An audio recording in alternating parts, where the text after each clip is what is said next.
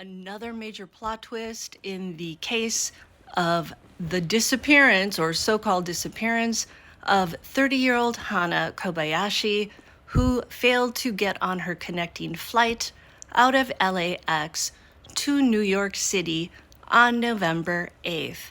Her family subsequently received some very bizarre and cryptic text messages saying things like hackers had stolen her identity and that somebody had tricked her out of all her funds. And now the story gets even more cray-cray, if you can believe that. So put on your seatbelt and get ready for a wild ride with me. I'm T, and this is Bed Crime Stories, and let's get started. This case is sad because Hannah's father, 53-year-old Ryan Kobayashi, unalived himself after fruitlessly searching for his estranged daughter for 2 weeks in seedy places like LA's Skid Row. So we've got a deceased father. We don't know if Hannah knows about it. We know that Hannah was later discovered to have crossed from the San Ysidro border between San Diego, California, into a very unsafe place, Tijuana, Mexico, on November 12th, around 12:30 p.m. That was 4 days after she arrived in LA. Authorities, of course, say she was alone and was not under duress. They believe she wanted to disconnect at that point from her cell phone and possibly from her current life as well. Well, we now find out that the aspiring photographer, Hannah, traveled from Maui to LA not only with her ex-boyfriend, construction worker named Amun, but also with an Argentinian man named Alan Cacace, C-A-C-A-C-E. Not sure if I'm pronouncing that right. Whom Hannah allegedly, secretly married in some sort of marriage for money green card scam right before this trip. Alan was on the flight with his girlfriend, a woman named Mariana. She's also from Argentina. So Hannah flew from Maui with these three people, the ex-boyfriend, Aman, the alleged new fake husband, Alan, and Alan's girlfriend, Mariana. All of this information I'm sharing is from an article written by Michelle McVie for Los Angeles Magazine. Sources told LA Magazine that Kobayashi was apparently scammed out of her proceeds from the purported immigration scheme that was possibly concocted by this ex-boyfriend, Aman. Hannah's mother, Brandy Yee, discovered immigration documents in Hannah's home in Hawaii that listed an immigration attorney. According to the article, that attorney was not cooperative with Hannah's mother. So Brandy then turned the documents over to the FBI and the Los Angeles Police Department, or LAPD. Now on Wednesday night, Hannah's family released a statement saying they have not verified the marriage or the photos of the marriage posted by Hannah's alleged fake groom on his social media. Yeah, that's him in the photo right there. What a weirdo. Social media has since been removed.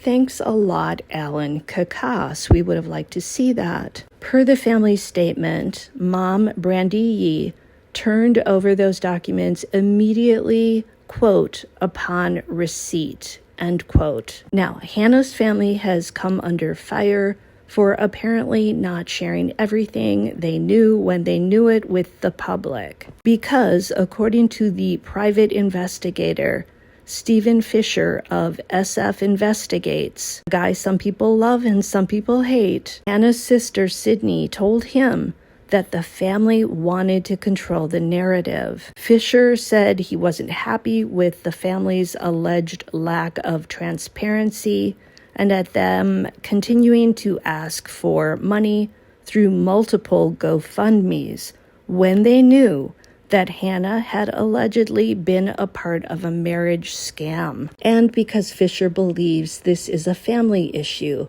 one that they should pay for. The family, however, insists that they are still very concerned about Hannah's well-being, her mental state and safety. The family is supposedly still concerned that Hannah may be being trafficked by her ex-boyfriend, this Amun, A-M-U-N person. To me, that seems less likely now, but as we know, this case is weird as fuck. Yeah, I pulled out the F word because I honestly believe this case really is that messed up. Now, SF Investigates also believes that Hannah very well may be having major mental health issues after possibly being cheated out of her share of the marriage for money funds, allegedly. But again, SF Investigates is saying that Hannah's family needs to handle all of this by themselves, pay for it on their own, not using our money unless people want to give them money, and get a medical professional involved along with a PI to track down Hannah. Now, it's still possible that Hannah doesn't know that her father is deceased.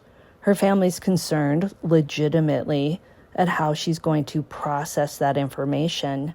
We have to remember that she probably had no idea her estranged father would fly to LA to look for her. And although Hannah may be guilty of an immigration scam and or a faux marriage for money scheme, allegedly, she technically hasn't asked the public for money herself.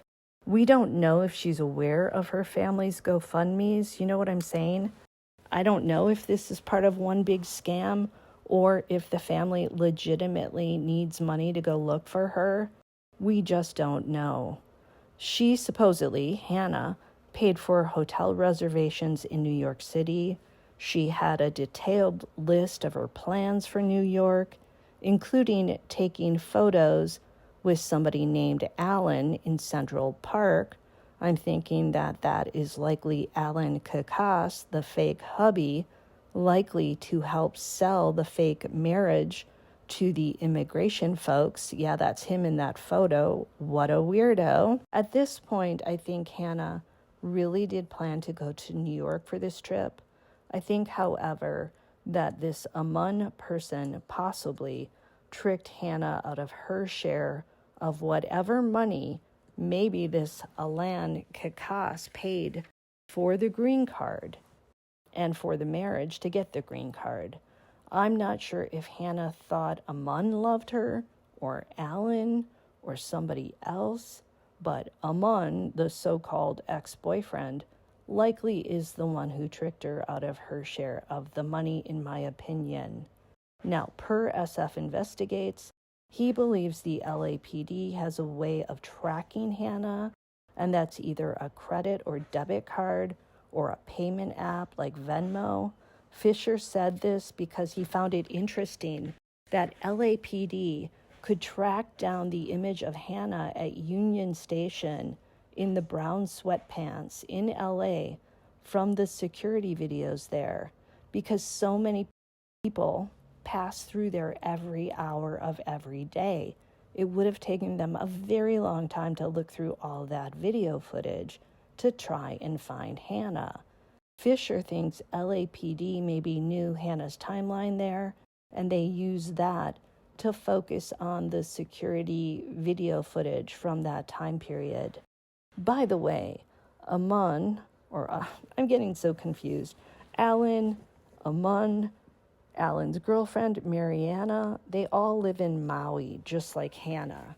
Amun did, however, live in Texas for a period, so maybe he knows the guy named Jonathan Taylor, whom Hannah Venmo'd supposedly $25 for a reading. Or is Taylor and the other Venmo recipient a woman I believe named Veronica somebody? Are they unrelated to Amun and the green card scam?